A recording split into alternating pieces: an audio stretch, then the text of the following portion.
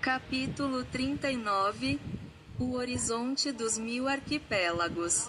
Um novo dia amanheceu. O mar estava tão calmo que parecia segurar a respiração. O vento, leve como seda, empurrava ondas pequenas que brilhavam sob o sol nascente. A japonesa fantasma Ami havia desaparecido. Seu pequeno navio sumira durante a noite, como se nunca tivesse existido. Apenas a flor de Sakura, guardada com cuidado por Ong, permanecia como lembrança de sua aparição. Ele a observava às vezes, em silêncio, como quem olha algo que não entende, mas a sentisse profundamente. Para Ruoyapo, Uooki, Iopo e Oaai, Ami havia sido como um sonho, um sussurro do mar, um espírito passageiro que só queria mostrar o caminho. Assim, seguiram viagem. Montados no colossal Gaianox, o argentinossauro que nadava como uma montanha viva, o grupo avançou pelo oceano sem fim, enquanto a árvore gigante Aoai balançava em suas correntes, espalhando um cheiro doce e antigo pelo ar. O céu estava azul profundo, imenso, e pequenas ilhas surgiram no horizonte. Primeiro uma, depois duas, três. E de repente eram mais de 20. Eles formavam um labirinto de pedras verdes e praias claras, como se os deuses tivessem espalhado continentes em miniatura pelo mar. As ilhas dos Polinésios. À medida que se aproximavam, perceberam que cada ilha era diferente. Algumas tinham montanhas altas, com nuvens presas nos cumes.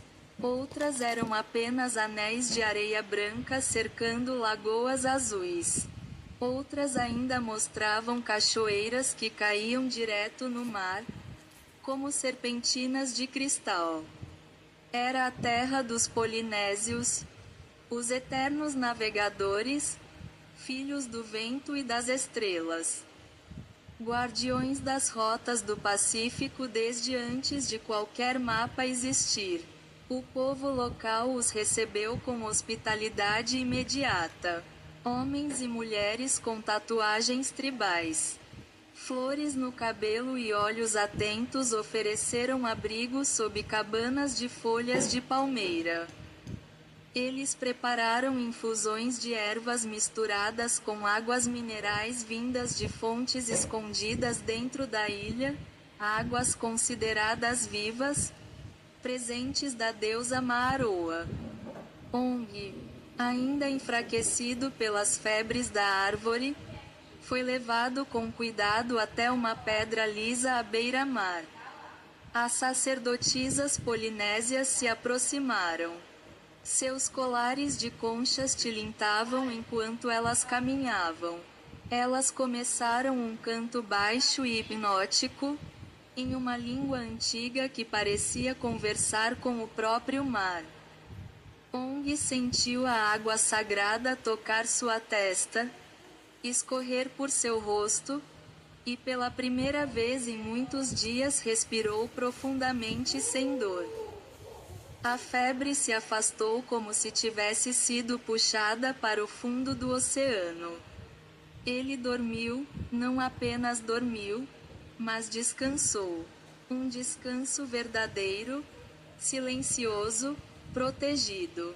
As histórias das ilhas. À noite, quando as estrelas subiram e se espalharam pelo céu como poeira luminosa, os polinésios acenderam tochas na praia e formaram um grande círculo.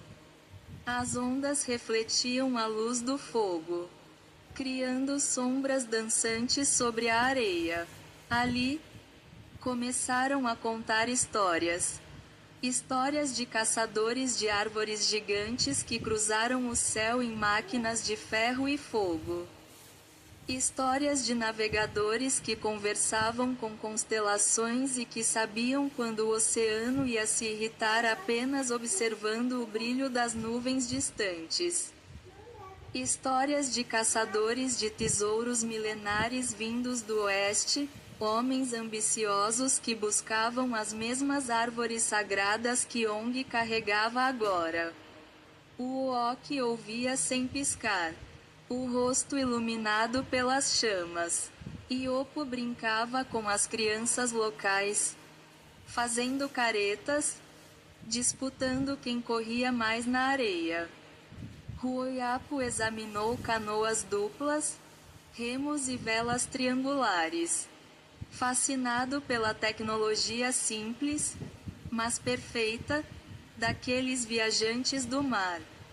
Oai, surfista por natureza, se sentia mais vivo ali do que em qualquer outro lugar. As ondas polinésias pareciam reconhecer seu espírito, como se o mar lhe desse boas-vindas, rindo junto com ele. Um velho ancião, com barba branca e olhos profundos como cavernas submarinas, aproximou-se de Ong, sentou-se ao seu lado e disse: "A árvore que você traz está viva. Ela reconhece o caminho dos antigos. Se o oceano ainda a carrega, é porque o espírito do mundo não terminou de contar sua história." Ong respirou fundo, fechou os olhos, e sentiu, pela primeira vez, que algo muito maior do que ele, do que seu grupo, do que aquela ilha inteira, estava em movimento. Um destino que soprava como o vento.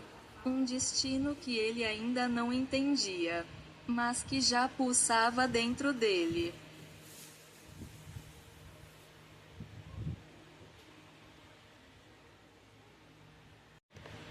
Capítulo 40 – Polinésios e o Ritual do Mar. A caçada dos peixes sagrados.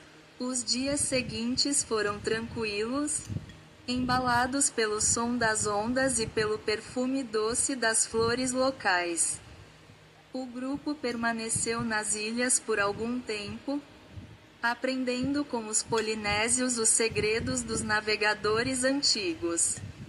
Os habitantes ensinaram a eles a usar lanças feitas de ossos de baleia, leves, mas extremamente resistentes, e a identificar os peixes-espadas sagrados, criaturas raras e luminosas que surgiam apenas quando o mar estava de bom humor. Segundo os polinésios, aqueles peixes eram mensageiros dos deuses oceânicos. Se um viajante fosse capaz de capturar um deles, o mar o reconheceria como amigo.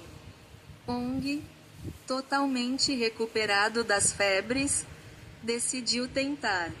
Pulou das rochas diretamente para a água azul turquesa. O peixe sagrado surgiu como um fio de luz, cortando o mar com velocidade impossível. A caçada começou. Ong mergulhava fundo, seguindo o rastro brilhante. O peixe mudava de direção com violência, riscando a água com faíscas azuis.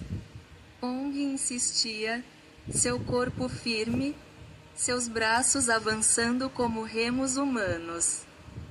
Foi quando o peixe emergiu na superfície, saltando como se quisesse tocar o céu. Ong o agarrou no ar. A criatura vibrava, lutando, mas suas escamas brilhavam como estrelas líquidas. Quando ele finalmente voltou à praia, os polinésios o receberam com gritos de celebração. "O mar te aceitou, filho da árvore", proclamaram em uníssono. Eles prepararam um ritual ao entardecer.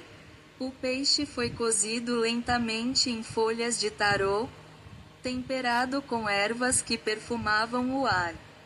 O caldo resultante era verde profundo, feito de algas sagradas que, segundo os anciões, podiam mostrar visões do caminho futuro. Cada um bebeu um pouco. Ruoyapo viu o contorno de um continente brilhando no horizonte.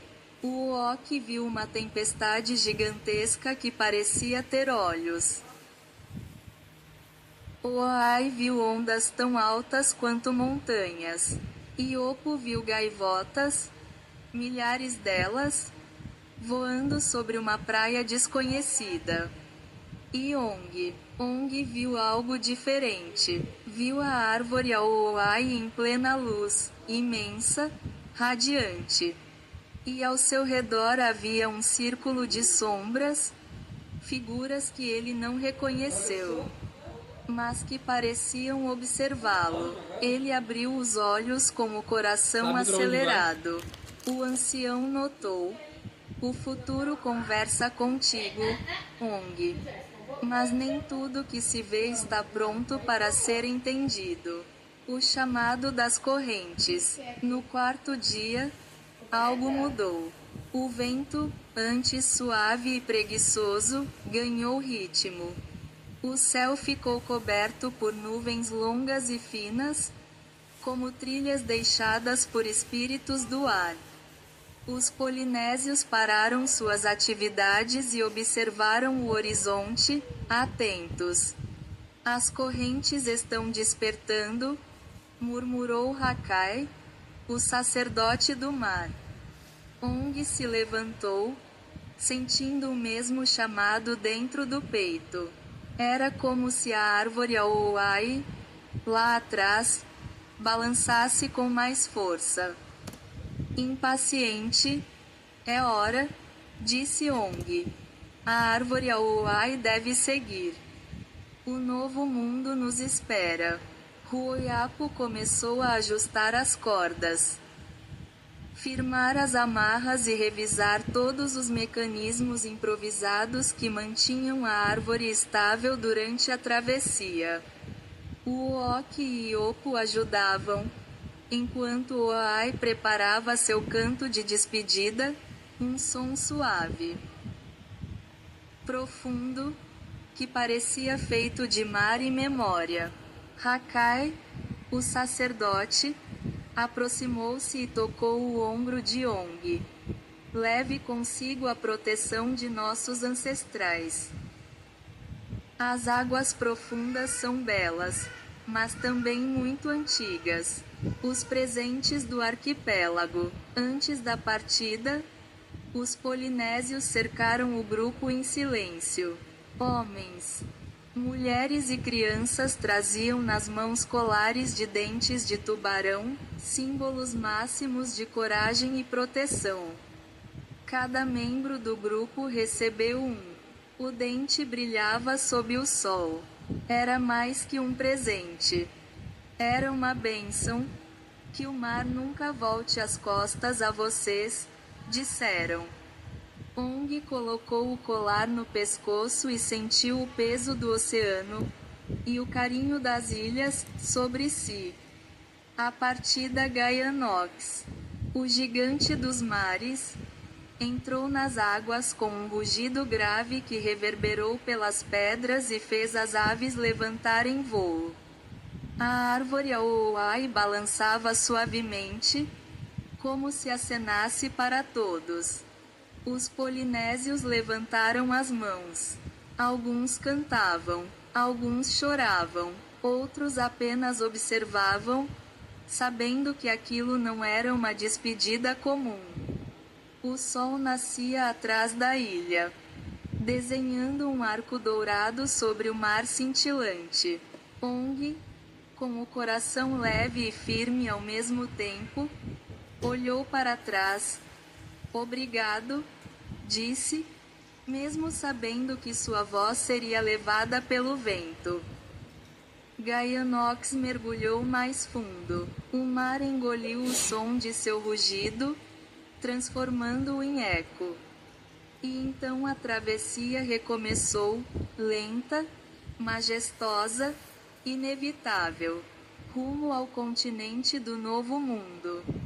rumo ao destino ainda invisível, rumo a Pindorama, o continente que dormia no horizonte, esperando ser tocado pela sombra da árvore Auai. Capítulo 41 Extra Ong, o filho de Palauan. Ong é um guardião natural, um jovem de alma humilde que carrega consigo a força silenciosa da natureza e o destino de unir mundos e sonhos. Ong é, acima de tudo, um herói por natureza, um jovem escolhido não por destino escrito, mas por sua sensibilidade, coragem e ligação instintiva com o mundo que é vivo. O filho de Palauan. Ong é alguém que nasceu e cresceu perto de forças naturais, árvores, florestas, mares selvagens, criaturas antigas. Ele não domina a natureza, ele a escuta e atravessa seus caminhos. Enquanto outros caçadores tentam dominar o mundo, Ong o compreende. É por isso que a árvore Auai o reconhece, espíritos o guiam, povos antigos o respeitam. Ele age como um elo entre o sonho e a vontade de mudar o mundo. 2. Um guerreiro sem ódio. Ong é forte, extremamente forte, mas nunca luta para destruir. Ele luta para proteger, preservar e equilibrar. Ele não é um herói tradicional agressivo. É um guerreiro silencioso, que prefere agir apenas quando necessário, resolver com calma, evitar violência. Sua força maior está em sua calma. 3. Um jovem com alma. Apesar de ser jovem, Ong parece carregar uma sabedoria de eras passadas. É introspectivo, observa antes de agir, e muitas vezes entende coisas intuitivamente que outros não percebem. Ong sente as vibrações do mundo, percebe mudanças no vento, entende presságios, sabe escolher as pessoas certas que precisam seguir ao seu lado, para realizar os sonhos que lhe são enviados. E aceita o inexplicável sem medo. 4. Um aventureiro com propósito. Ele não viaja por ambição ou glória. Ele viaja porque algo maior o chama. Ong tem uma postura típica de heróis místicos. Ele não busca poder, o poder chega a ele porque ele é receptivo.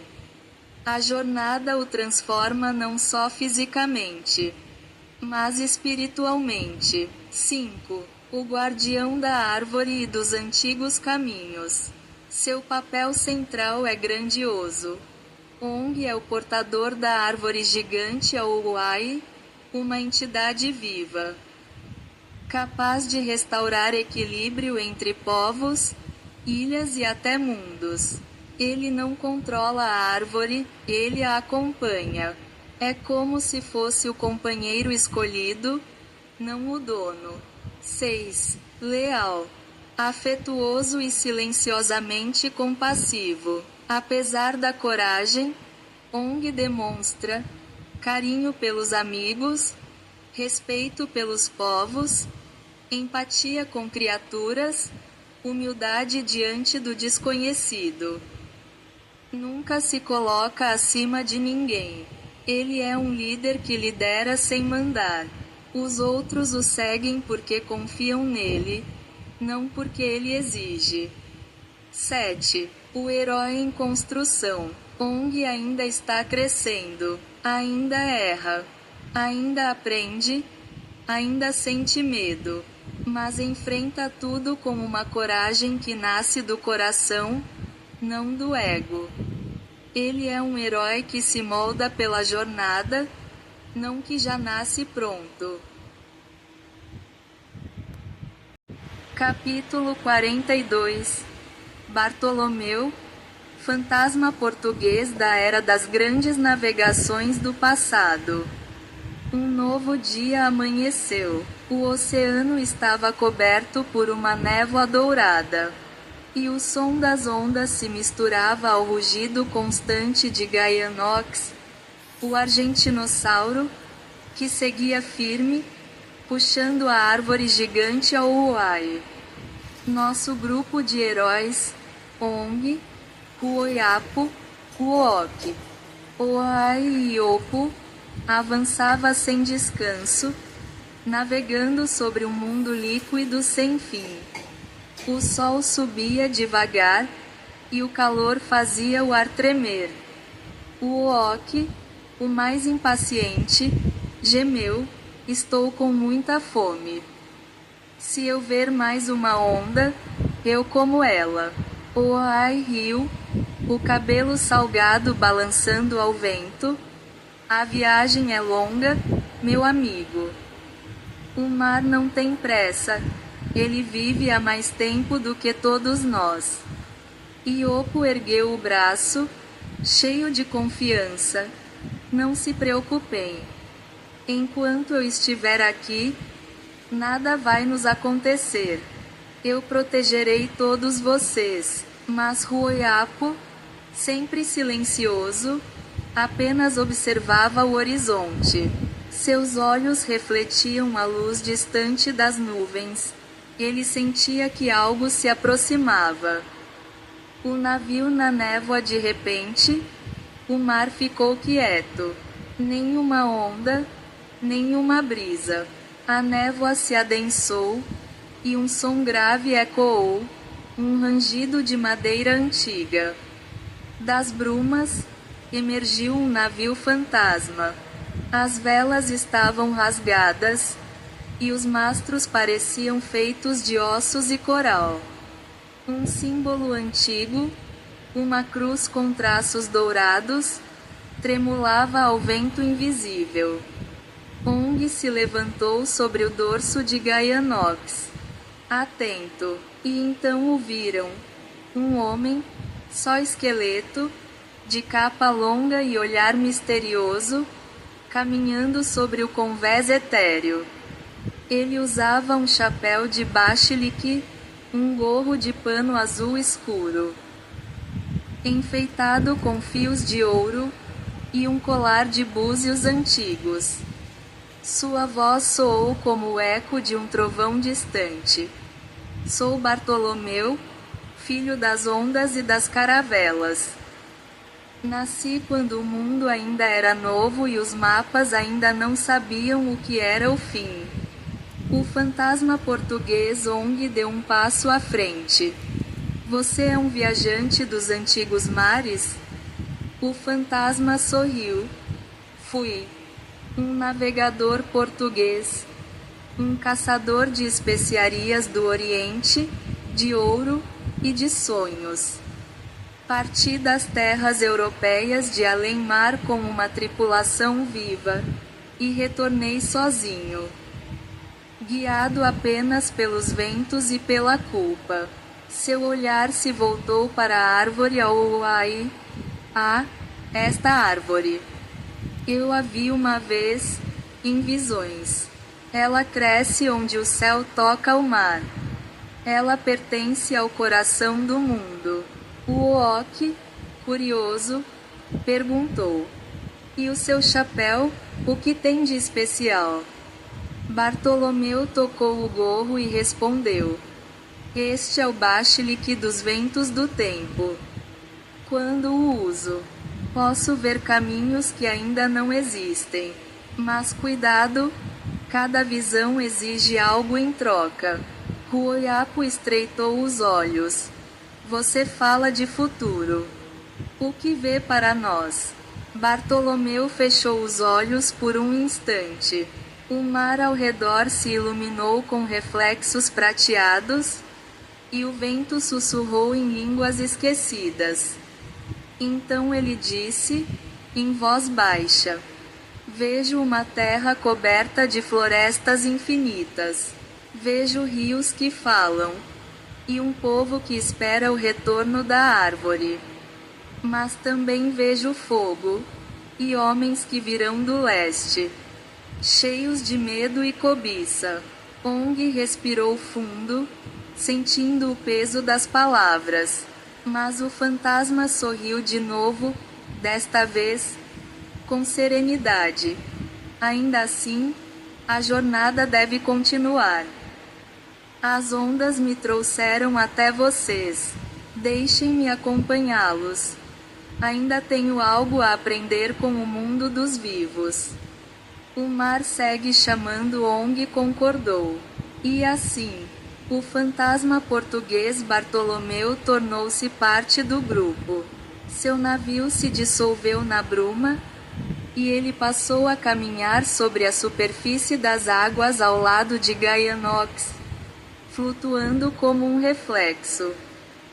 Enquanto o sol se punha, o mar parecia infinito, dourado, calmo e misterioso.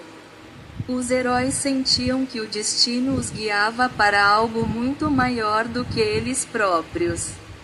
Ong, já recuperado, olhou para a árvore Aoai e pensou: talvez todos nós sejamos como ela, viajantes de raízes que ainda buscam o seu solo verdadeiro.